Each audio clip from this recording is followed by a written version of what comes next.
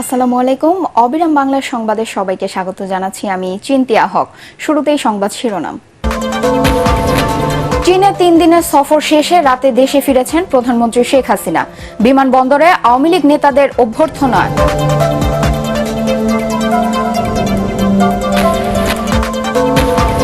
কোটা সংস্কারের দাবিতে আজ বিকেল 3:30 থেকে সারা দেশে ব্লকেট কর্মসূচি পালনের ঘোষণা আন্দোলনকারী শিক্ষার্থীদের।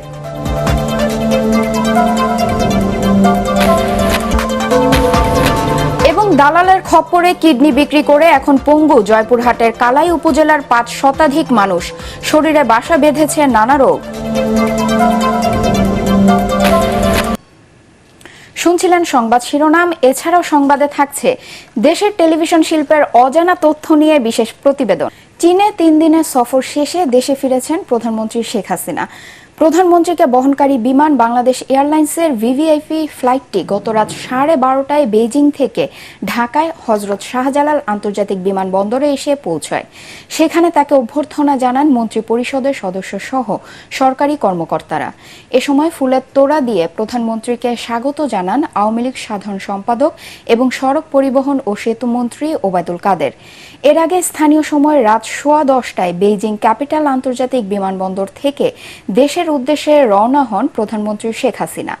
চীনের প্রধানমন্ত্রী লি কিয়াং এর আমন্ত্রণে গত 8 জুলাই বেইজিং সফরে যান শেখ হাসিনা।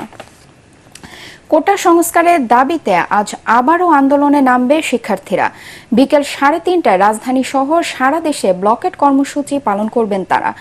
গতরাতে সংবাদ সম্মেলনে তারা জানান, নাতিপুতি নয়, কেবল মুক্তিযোদ্ধার সন্তান, প্রতিবন্ধী, ক্ষুদ্র নৃগোষ্ঠীর জন্য কোটা রাখার কোনো আপত্তি নেই। একই সাথে কোটা সমস্যার যৌক্তিক সমাধানে নির্বাহী বিভাগের সর্বোচ্চ পর্যায় থেকে প্রতিশ্রুতি পেলে আন্দোলন থেকে সরে দাঁড়ানোর ঘোষণা দেন তারা।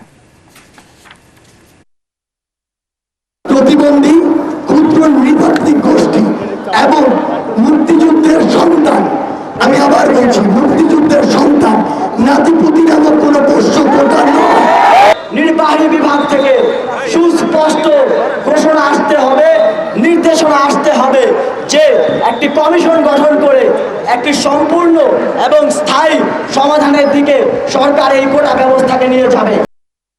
অভাব অনটনে দালালের খপ্পরে পড়ে কিডনি বিক্রি করে এখন পঙ্গু জয়পুরহাটের কালাই উপজেলার 5 শতাধিক মানুষ। অনেকেই হারিয়েছেন কর্মক্ষমতা, করতে পারেন না ভারী কাজ। শরীরে বাসা বেঁধেছে নানা রোগ। নিজের শরীরে কিডনি বিক্রি করে এখন বিপাকে তারা। এ ব্যাপারে সরকারের কাছে সহযোগিতা চান ক্ষতিগ্রস্ত এসব মানুষ।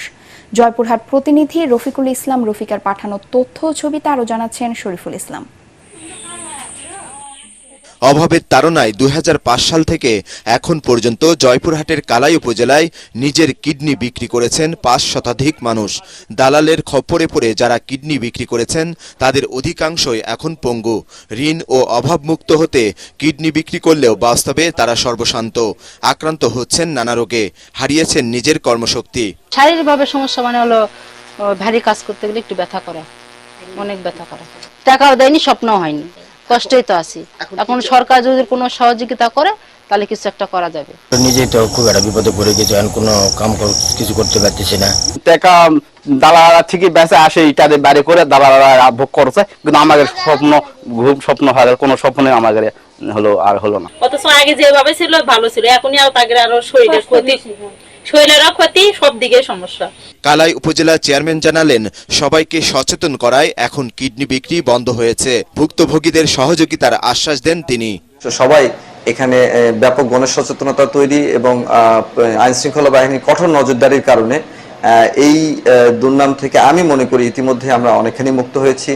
জয়পুরহাট সিভিল সার্জন জানান, আগে যারা প্রতারিত হয়ে কিডনি বিক্রি করেছেন তাদের দেয়া হচ্ছে সব ধরনের চিকিৎসা। বিগত দিনে যারা ভুলক্রমে বা প্রতারিত হয়ে কিডনি ডোনেট করেছেন তারা যদি এখন কোন রকম শারীরিক প্রতিবন্ধকতার শিকার হন অথবা অসুস্থ হন, তাদের জন্য আমাদের স্বাস্থ্যসেবা বিভাগ খোলা আছে। আপাতত পুলিশের অভিযানে জয়পুরহাটে বন্ধ রয়েছে কিডনি বিক্রি। তবে স্থানীয়দের আশঙ্কা, দালালরা জেল থেকে বের হলেই আবারও শুরু হতে পারে এই কিডনি বিক্রি। Bureau report, ATN Bangla. প্রাপ্তি অপ্রাপ্তি আর নানা চড়াই উতরাইয়ের মধ্য দিয়ে ২৭ পেরিয়ে ২৮ বছরে পদার্পণ করতে যাচ্ছে দেশের প্রথম satellite television channel ATN Bangla. আগামী ১৫ জুলাই এটিএন বাংলার প্রতিষ্ঠাবার্ষিকীর প্রারম্ভে এটিএন বাংলা ও এটিএন নিউজের চেয়ারম্যান ডক্টর মাহফুজুর রহমান এবং চ্যানেল আই এর ব্যবস্থাপনা পরিচালক ফরিদুর রেজা সাগর তুলে ধরেন দেশের টেলিভিশন শিল্পের অজানা তথ্য। হাসান আহমেদ চৌধুরী কিরণের উপস্থাপনায় বিশেষ অনুষ্ঠানে তারা বেসরকারি স্যাটেলাইট টেলিভিশন বাঁচাতে পে চ্যানেল করার উপর জোর দেন। বিস্তারিত জানাচ্ছেন শফিকুল ইসলাম শামীম। সমস্যা যেটা পড়লাম, দেশের বেসরকারি স্যাটেলাইট টেলিভিশন জগতে দুই কিংবদন্তি এটিএন বাংলা ও এটিএন নিউজের চেয়ারম্যান ডক্টর মাহফুজুর রহমান এবং চ্যানেল আই এর ব্যবস্থাপনা পরিচালক ফরিদুর রেজা সাগর। নানান ব্যস্ততার পরেও এটিএন বাংলার ১৫ জুলাইয়ের প্রতিষ্ঠাবার্ষিকী উপলক্ষে আয়োজিত বিশেষ আলোচনা অনুষ্ঠানে আবারও দুজন একই টেবিলে। হাসান আহমেদ চৌধুরী কিরণের উপস্থাপনায় আলোচনা অনুষ্ঠানে স্যাটেলাইট টেলিভিশনের শুরুর দিককার নানা চ্যালেঞ্জের কথা তুলে ধরেন তারা। অত্যন্ত ঝুঁকিপূর্ণ সেই সময়ের জন্য বলা হয় যে এই স্যাটেলাইট টেলিভিশন যেটি প্রতিষ্ঠা করবার জন্য আপনি স্বপ্ন দেখেছেন, চেষ্টা করেছেন, বাস্তবায়ন করেছেন এবং আপনার সে ধারাবাহিকতা এখন অনেকগুলি টেলিভিশন শুরু হয়েছে। আপনি কি সেই পথ পরিক্রমা যখন শুরু করেছিলেন সেই সময়কার কথাগুলো আপনার স্মৃতিতে কোনোভাবেই আপনি উল্লেখ করতে চান কিনা এবং একই সাথে কতখানি চ্যালেঞ্জিং ছিল সেই শুরু করাটা? সেই সময় যে সবচেয়ে বড় সমস্যা যেটা পড়লাম যে টেকনিশিয়ান টোটালি ছিল না, কোনো ইঞ্জিনিয়ার নাই, স্যাটেলাইটের কোনো অভিজ্ঞতা কারোই ছিল না। তাছাড়া ২৪ ঘন্টা প্রোগ্রাম চালাতে হলে যেরকম লোকবল দরকার, স্টুডিও দরকার, এত কিছু তো তখন ছিল না। মাত্র আমরা 5টা ক্যামেরা নিয়ে শুরু করি।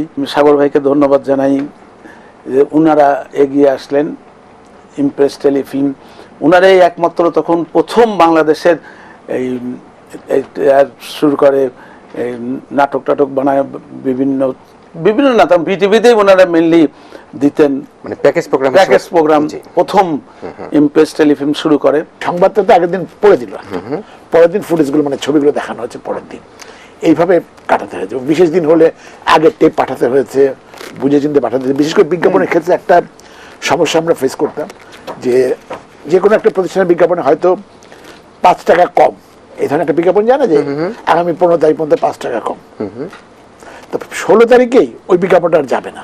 আচ্ছা, এটা খুবই কঠিন ছিল, মানে সেটাকে স্টপ করাটা। অনুষ্ঠানের সঞ্চালক হাসান আহমেদ চৌধুরী কিরণের এক প্রশ্নের জবাবে ডক্টর মাহফুজুর রহমান এবং ফরিদুর রেজা সাগর বলেন, ওয়েব সিরিজ সহ ডিজিটাল প্ল্যাটফর্মের কন্টেন্টের কথা মাথায় রেখে মানসম্মত অনুষ্ঠান নির্মাণ করতে হবে। পাশাপাশি অতীতের মতো ভবিষ্যতেও বস্তুনিষ্ঠ সংবাদ প্রচারের অঙ্গীকার করেন এই দুই গণমাধ্যম ব্যক্তিত্ব। টিআরপি বাড়াতে গিয়ে কোনো কারণে যাতে অসম সংবাদ পরিবেশিত না হয় সেই জায়গাটা কিভাবে বিশ্লেষণ? না, ওইভাবে কিন্তু টিআরপি কারণ ওই সময়ের জন্য হয়তো ওইটুকু বাড়ে, তারপর তো আবার সাধারণ অবস্থা ফিরে আসে। এই দায়বদ্ধতা থেকে কিন্তু টেলিভিশন ব্যবসা করার জন্য তো অনেক কিছু আছে, সেই ব্যবসা না করে যে টেলিভিশন করছে সেটা তো সমাজের প্রতি, দেশের প্রতি একটা দায়িত্ববোধ থেকেই করা হচ্ছে। কতগুলো ভুয়া হেডিং দিয়ে যে নিউজ চালু হয়েছে, এটা কিন্তু ইন ফিউচার খুব শীঘ্রই কিন্তু অবশ্যই দর্শকরা কিন্তু বুঝে যাবে যে হেডিং থাকতেছে এমন যে নিউজ নাই কিছু। তো এই জিনিসগুলি আস্তে আস্তে লোকে বোঝা শুরু করছে এবং আমার মনে হয় এটা আমাদের চ্যানেলের মালিকদের জন্য একটা ভালো হতে পারে যে দর্শক কিন্তু আস্তে আস্তে আবার টেলিভিশনমুখী হয়ে যাবে। এর আগে এটিএন বাংলার কার্যালয়ে প্রতিষ্ঠানটির চেয়ারম্যান ডক্টর মাহফুজুর রহমানকে ফুলেল শুভেচ্ছা জানান ফরিদুর রেজা সাগর। একই সাথে ফরিদুর রেজা সাগরকে ফুলেল শুভেচ্ছা জানান ডক্টর মাহফুজুর রহমান। এ সময় এটিএন বাংলা ও চ্যানেল আই এর ঊর্ধ্বতন কর্মকর্তারা উপস্থিত ছিলেন। শফিকুল ইসলাম শামীম, এটিএন বাংলা, ঢাকা। পার্টেক্স খেলার খবর।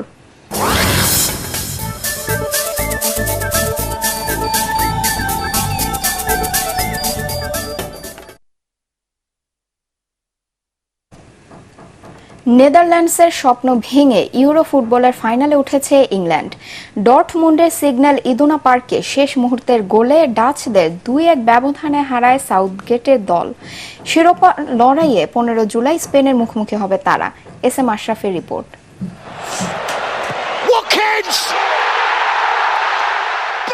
শেষ হইয়াও হইল না শেষ।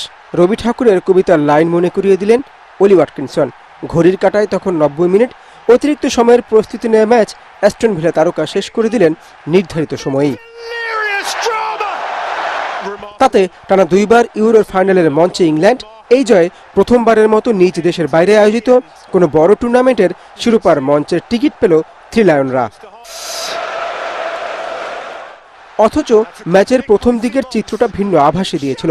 সমর্থকরা ঠিক মতো নড়ে চড়ে বসার আগেই ইংলিশ গ্যালারিকে স্তব্ধ করে জাভি সিমন্স এগিয়ে নেন নেদারল্যান্ডসকে। এরপর ইংল্যান্ডের একের পর এক আক্রমণ আছড়ে পড়তে থাকে ডাচ রক্ষণে। সেই প্রতিরোধ ঠেকাতে গিয়েই প্রতিপক্ষকে পেনাল্টি দিয়ে দেন ডেনজেল ডামফ্রিজ। তা থেকে সমতায় ফেরান হ্যারি কেইন। কেউ কাউকে ছাড় নয়, আক্রমণ পাল্টা আক্রমণে দর্শকদের বিমোহিত করা ম্যাচে 23 মিনিটে এগিয়ে যাওয়ার সুযোগ পায় ইংলিশরা। তবে ডাচ রক্ষণে আটকে যায় ফিল ফোডেনের শট। দুই দলের গোল মুখে বাধা হয়ে দাঁড়ায় বারপোস্ট। 29 মিনিটে ডামফ্রিসের হেড, 32 মিনিটে ফোডেনের শট ফিরে গেলে এগিয়ে যেতে পারেনি কোনো দলই। দ্বিতীয়ার্ধ প্রাণপণ লড়াইয়ে একাধিক গোলের সুযোগ তৈরি করে নেদারল্যান্ডস এবং ইংল্যান্ড, কিন্তু শেষ পর্যন্ত ওয়াটকিনসনের জাদুকরী মুহূর্তেই শেষ হাসি ইংলিশ শিবিরে। অন্যদিকে টুর্নামেন্টে ফাইনালের খেলার 36 বছরের অপেক্ষা আরও দীর্ঘায়িত হল নেদারল্যান্ডসের। S M Ashraf, ATN Bangla. শেষ করার আগে সংবাদ শিরোনাম আরেকবার। চীনে 3 দিনের সফর শেষে রাতে দেশে ফিরেছেন প্রধানমন্ত্রী শেখ হাসিনা। বিমানবন্দরে আওয়ামী লীগ নেতাদের অভ্যর্থনা।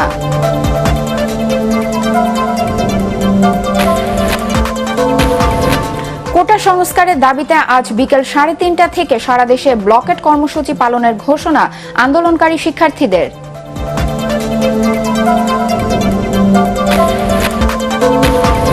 এবং দালালের খপ্পরে কিডনি বিক্রি করে এখন পঙ্গু জয়পুরহাটের কালাই উপজেলার 5 শতাধিক মানুষ। শরীরে বাসা বেঁধেছে নানা রোগ।